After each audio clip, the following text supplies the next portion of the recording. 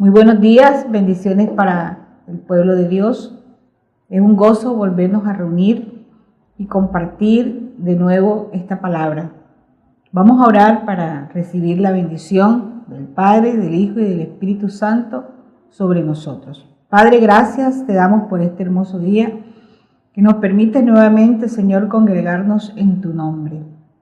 Gracias, mi Dios, porque hoy, Señor, nuestro corazón rebosa de alegría, de agradecimiento para ti, Señor. Tú que has sido bueno en gran manera, que nos has bendecido, que nos has sanado, Señor, que has estado, Señor, dispuesto a solventar cada necesidad. Hoy te rendimos culto y adoración a ti, Señor. Recibe en esta mañana toda nuestra adoración, nuestra vida principalmente, Señor, todo nuestro ser y toda la alabanza, Señor, para ti. Ahora háblanos, Señor, conforme a tu palabra, Señor, que recibamos el rema tuyo y que sea una palabra que nos transforme y nos levante, Señor, a un mejor lugar. En el nombre de Jesús, amén y amén. Hoy vamos a hablar acerca de cómo servir en la iglesia de Jesucristo. Y vamos a estudiar en la carta que el apóstol Pablo escribe a los Efesios y vamos a ir sobre algunos textos del capítulo 4. O sea que pueden abrir sus Biblias y tenerlas abiertas ahí en el capítulo 4. El primer texto que vamos a leer es los textos que están del 1 al 3 al inicio de la carta. Y dice así: Yo pues, preso en el Señor, os ruego que andéis como es digno de la vocación con que fuisteis llamados, con toda humildad y mansedumbre, soportándoos con paciencia los unos a los otros en amor, solícitos en guardar la unidad del Espíritu en el vínculo de la paz. El Señor bendiga su palabra. El apóstol Pablo le habla a la iglesia de un aspecto muy importante y es en guardar la unidad del Espíritu.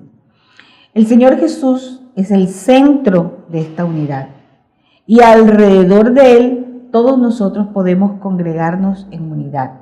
Nosotros, su iglesia, somos el instrumento de Cristo para llevar a cabo en el mundo esta unidad. La unidad en la iglesia afronta tres grandes peligros y lo ha sido a lo largo de la historia. ¿Cuáles son esos peligros? La discordia, porque siempre que hay pleitos y contiendas hay división.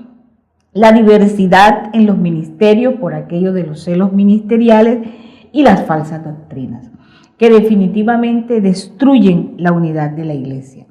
Nosotros como cristianos tenemos una tremenda responsabilidad sobre nuestros hombros y es evitar que esa unidad se rompa. Es estar dispuestos a cumplir con los mandamientos expuestos en su palabra. Y siempre que nosotros desatendemos los mandamientos de Dios, traemos descrédito a la iglesia de Jesucristo. El apóstol describe de una manera didáctica cómo hemos sido llamados a vivir, desarrollando 4 grandes virtudes, las cuales vamos a ir mirando una por una.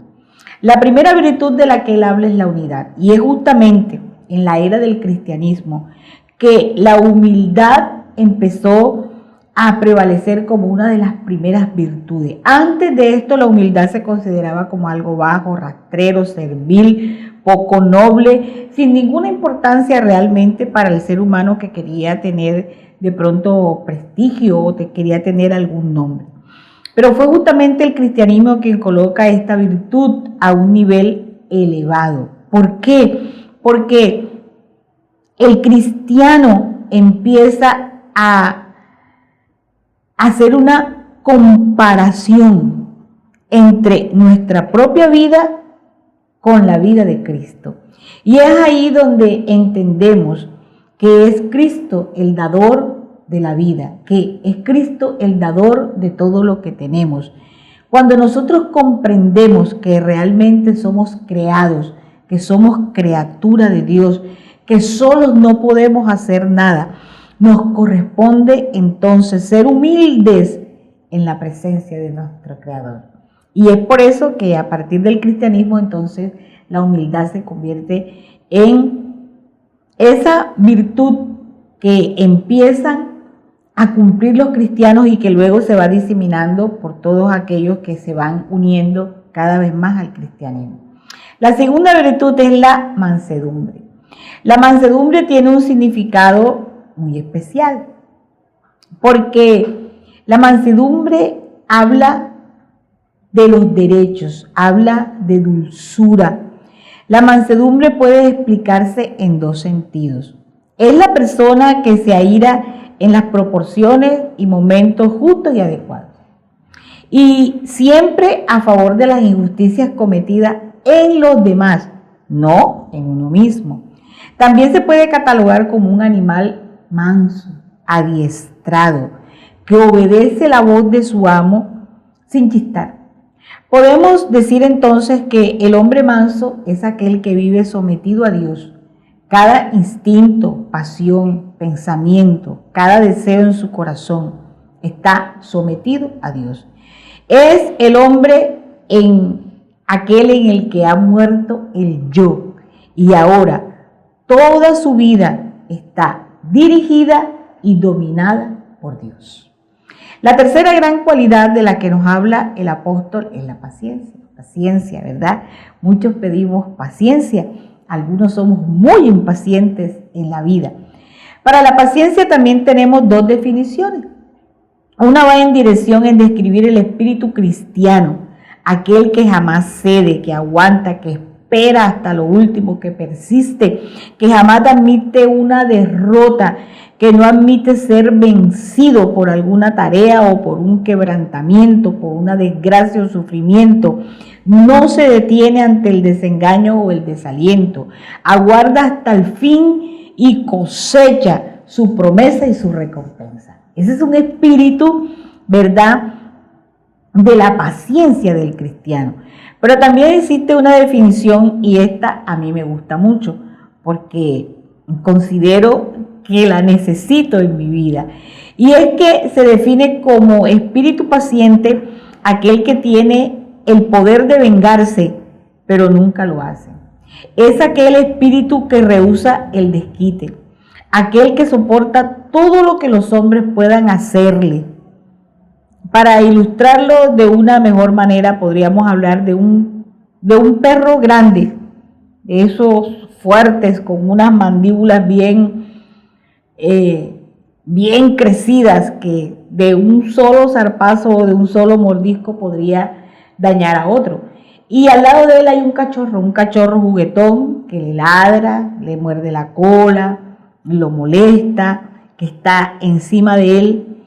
Y aunque este perrote con un solo ladrido podría quitárselo de encima, aguarda con paciencia y no lo hace, sino que soporta a este cachorro, soporta lo que este cachorro haga con él, con paciencia, sin amargura, sin lamento. Ese es el espíritu que soporta la necedad humana sin irritarse, que sufre a la gente que es molesta, que atiende con cortesía a los necios sin quejarse.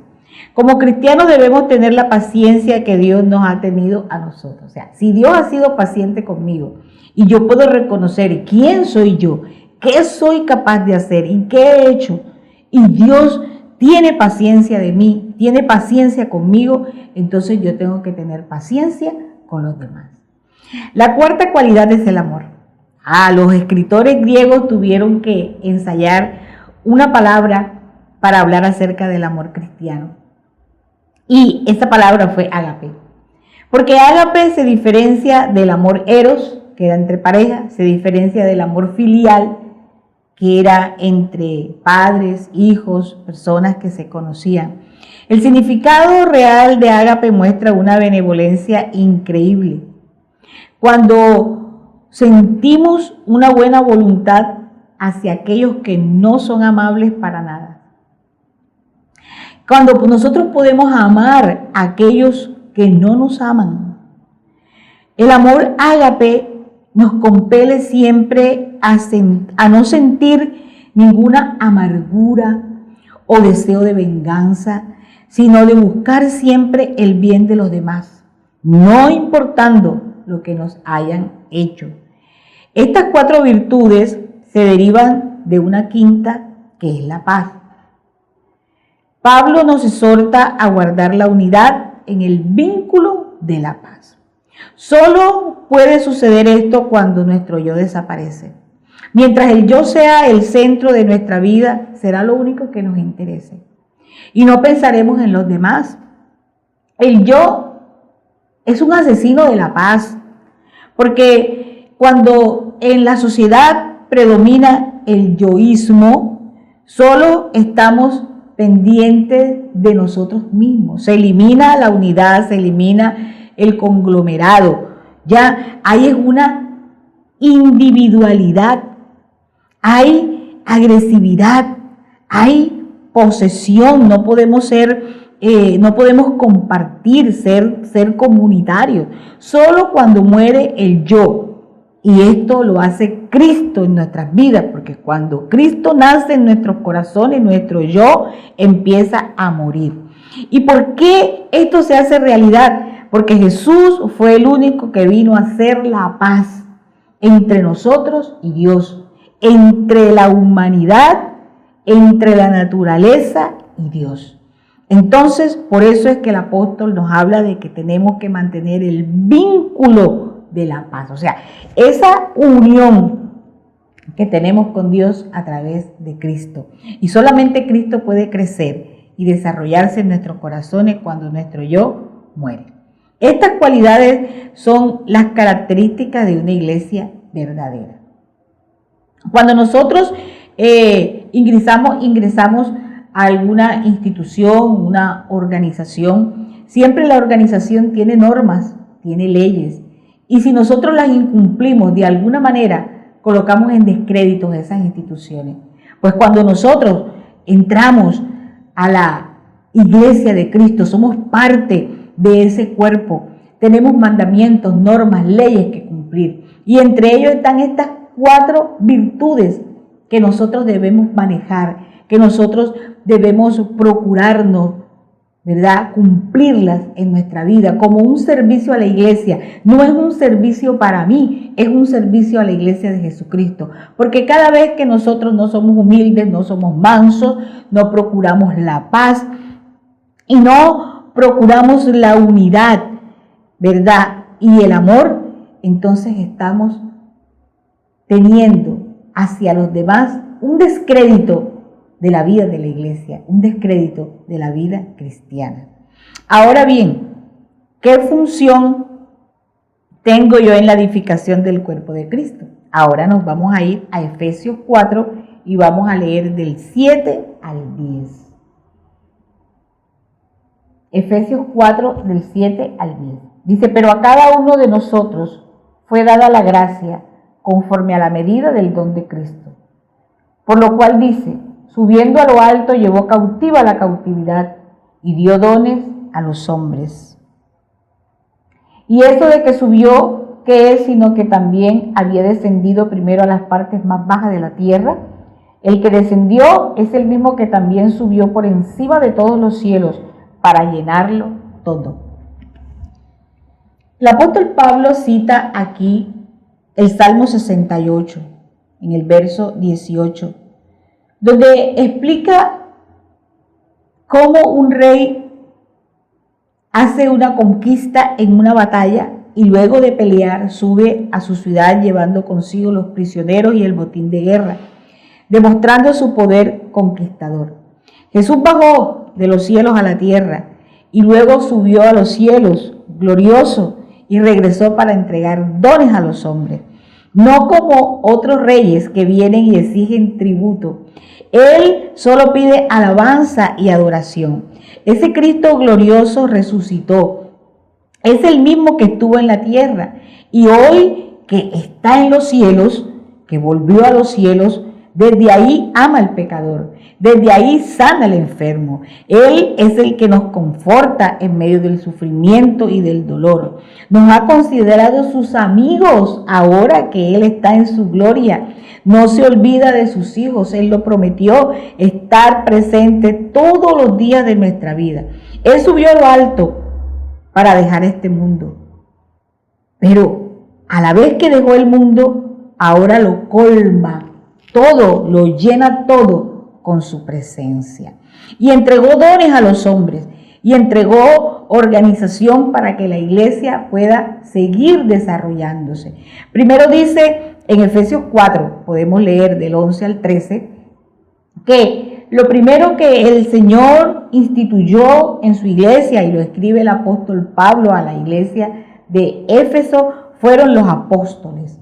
Usted puede leer, ahí puede seguir la lectura del 11 al 13, y nos habla de que los apóstoles tenían autoridad sobre la iglesia. Para ser apóstol habían dos requisitos. Tenían que ser primero enviados por Jesús y tenían que ser testigos de su resurrección. Esto lo encontramos en Hechos 1, del 21 al 22, por si usted quiere corroborarlo. En cierta manera los apóstoles estaban destinados a desaparecer, porque una vez que ellos fallecieran, que esto sucedió al final del primer siglo y comienzos del segundo, ya no había apóstoles, ya no había este tipo de apóstoles.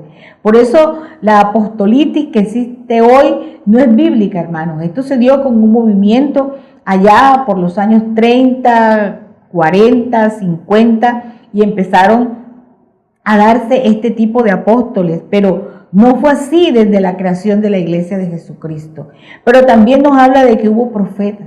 ¿Cuál era la misión del profeta? Los profetas de esta época ya no eran como los del Antiguo Testamento, que predecían el futuro, que iban a hablarle a la gente de las calamidades que vendrían sobre ellos, pero también de la restauración. No, estos profetas que nos habla el apóstol Pablo iban a las iglesias y hacían reflexión y estudio. Pero había en la Didache, que es la historia de los apóstoles, más o menos las leyes que ellos tenían entre ellos, la forma de culto, dice que un profeta era ambulante, iba a las diferentes iglesias y demoraba a lo sumo 2 o 3 días. En esos 2 o 3 días la iglesia debía corresponder con su alimentación y su estadía, pero nunca levantar ofrendas para ellos. Ellos iban y hacían su trabajo, enseñaban y luego iban a otra iglesia. No se quedaban, no eran una carga para la iglesia, no había que darles casa, no había que darles paga. Ellos iban haciendo su trabajo itinerante de iglesia en iglesia. Luego nos habla de los evangelistas. Los evangelistas en la actualidad son los misioneros, realmente. Pablo le recomienda a Timoteo, allá en 2 de Timoteo 4:5, dice, haz labor de evangelista. Los evangelistas eran los que llevaban las buenas nuevas a un mundo que en esa época jamás había escuchado acerca de Jesús. No conocían el mensaje de la cruz, no conocían las buenas nuevas del evangelio, vivían sumidos en el paganismo, en la idolatría. Entonces el trabajo del evangelista era arduo, era duro. Estos fueron los que llevaron la peor parte en la época de la persecución, ¿verdad? Y muchos fueron muertos. Fueron allí torturados porque se les señalaba como aquellos que venían y traían el mensaje y revolucionaban realmente las ciudades. Pero también nos habla de que habían pastores y maestros. Los pastores y maestros hacen parte de una misma categoría. La tarea más importante en toda la iglesia ya no eran los profetas, ya no eran los apóstoles que eran ambulantes y que tenían que tener cierta categoría.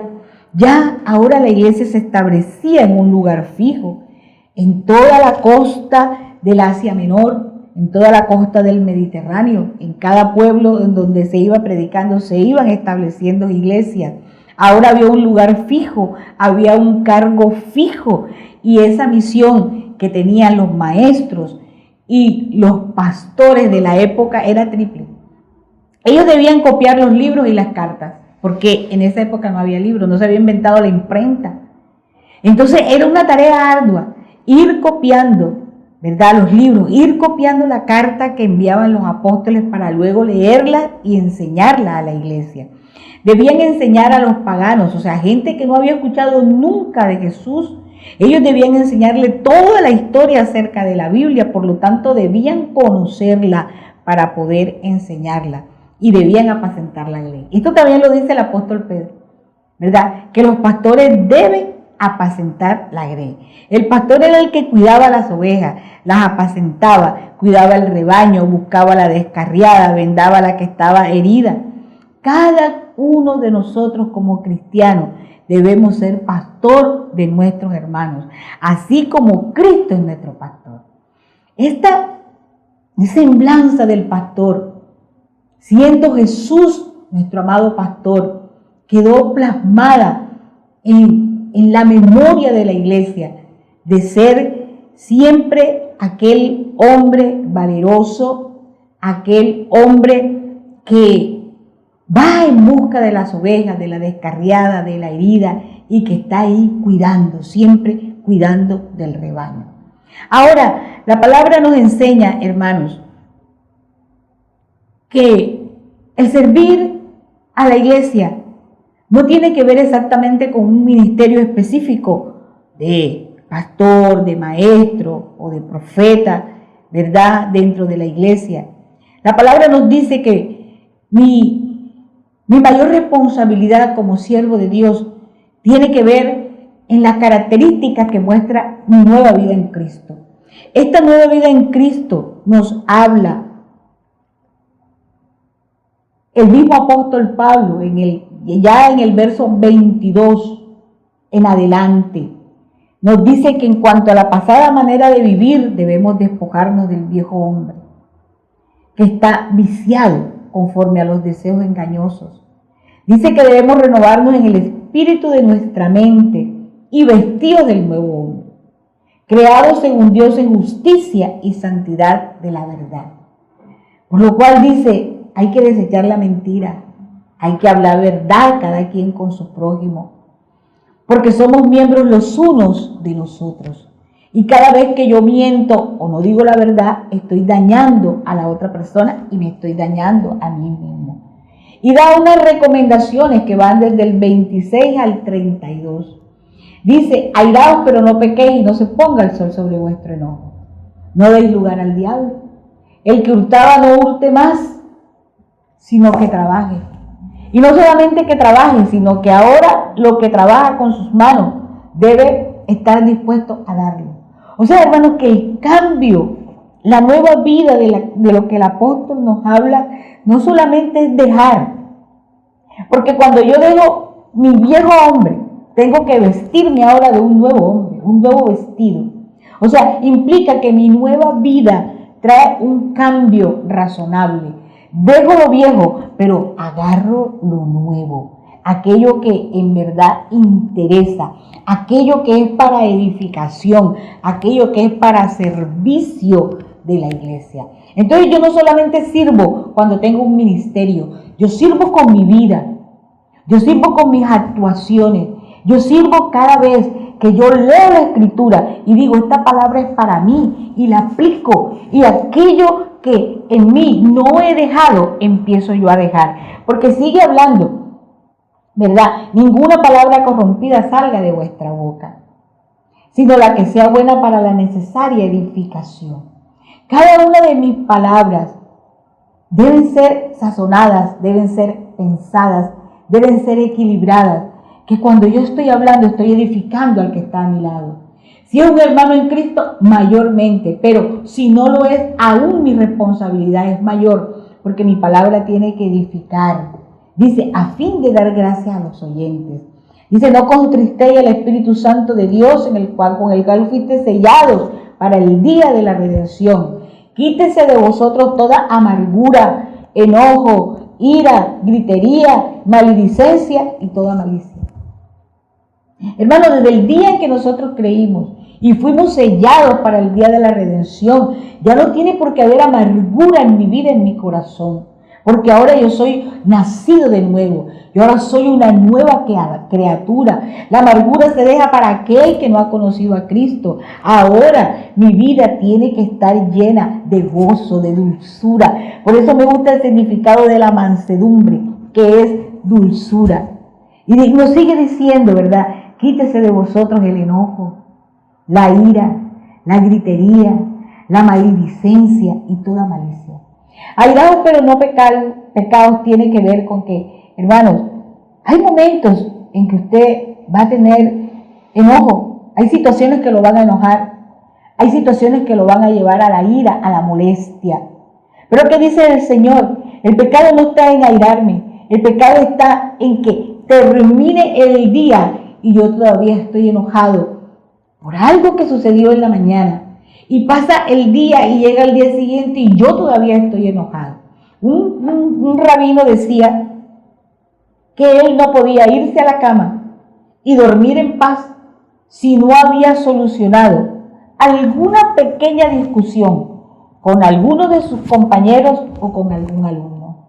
Hermanos, nosotros no podemos estar en paz con Dios si no hemos hecho la paz con nuestros semejantes. Si yo tengo que disculparme, si yo tengo que pedir perdón, si yo tengo que de alguna manera rehacer aquello que dañé, es mi responsabilidad y estoy llamado a hacerlo, porque con ello yo estoy contristando al Espíritu Santo de Dios, con el cual hemos sido sellados. Tenemos las arras del Espíritu, que es ese sello que tenemos. Es para el día de la redención, pero la palabra dice que ese Espíritu que mora en nosotros, trabaja en nosotros día a día. Hermano, esto que el apóstol nos está pidiendo, que fue revelado a él por medio del mismo Espíritu, no nos está diciendo usted vaya y hágalo. Está diciendo el Espíritu Santo está contigo para ayudarte, pero yo tengo que comprometerme. Yo tengo que empezar a cambiar mi vida vieja y saber, por ejemplo, si yo hurtaba, y era muy común en esa época, ¿verdad? El hurto. La gente se robaba las pertenencias unas a otras. En los caminos había mucho peligro. Hoy en día es igual. Hoy en día, en cualquier esquina, en la misma puerta de tu casa, te pueden robar tus pertenencias. Pero dice, el que hurtaba ya no hurte más. Pero ¿qué debe ser? No solamente quedarse y no hurtar más, sino ahora trabaje y haga cosas buenas con sus manos. ¿Para qué? Para dar. O sea, hermano, que lo que yo entiendo aquí es que lo que el Señor nos está pidiendo, un cambio que beneficia. Y un cambio que me beneficia a mí. ¿Por qué? Porque ahora yo estoy haciendo cosas buenas. Cosas que dan fruto. Antes yo quitaba, pero ahora doy. Y así debe ser para todo en nuestra vida. Si antes yo era chismoso, si era calumniador, si antes yo era malhablado, ahora yo tengo que cambiar eso por algo bueno. Dice, antes ser benignos unos con otros, misericordiosos, perdonándonos uno a otro, como Dios también os perdonó a vosotros en Cristo Jesús.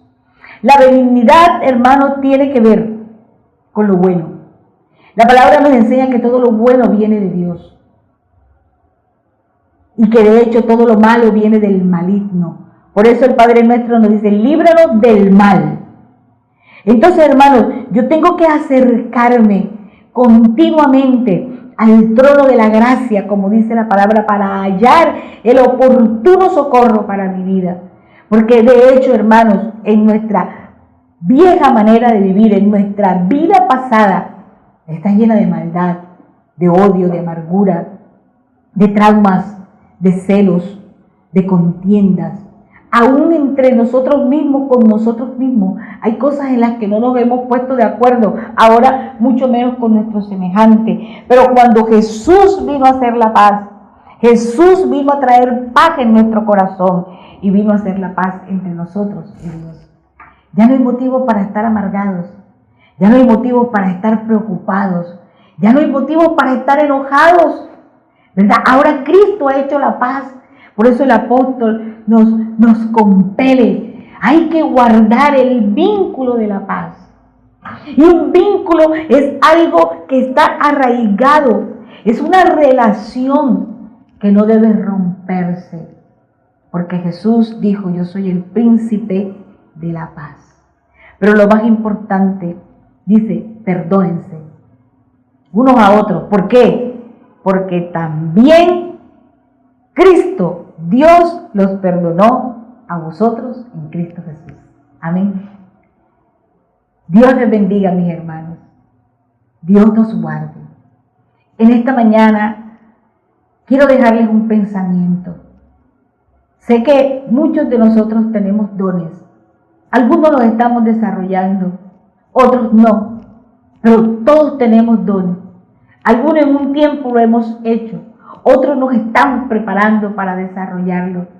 Sé que es difícil, hermanos, ministrar cuando no nos podemos reunir, pero el cuerpo y la familia cristiana es universal.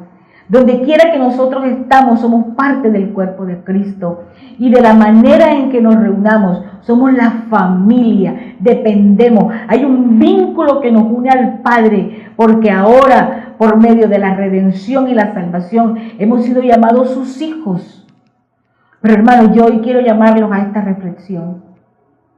Además de todos los ministerios que tú puedas desarrollar en la iglesia, hay un ministerio personal. Y es cómo me comporto yo. ¿Qué hago para servir a la iglesia de Cristo? Con mi actuar, con mis palabras, con mis acciones, cambiando cada vez más, quitando todo aquello que en mi vida no aprovecha, quitándome esos vestidos viejos, rotos, harapientos y vistiéndome cada día del nuevo hombre. Y siempre tener palabra de bendición. Dejar la amargura, hermano, ya no es tiempo de estar amargado. El tiempo de la gloria, el tiempo de la bendición, el tiempo de la presencia del Espíritu está hoy con nosotros. Echa fuera la rabia, echa fuera el enojo, echa fuera la amargura, echa fuera la mentira. Ya el que mentía no mienta más, sino que ahora hable con verdad. Díganse la verdad los unos a los otros, pero sobre todo, perdonémonos.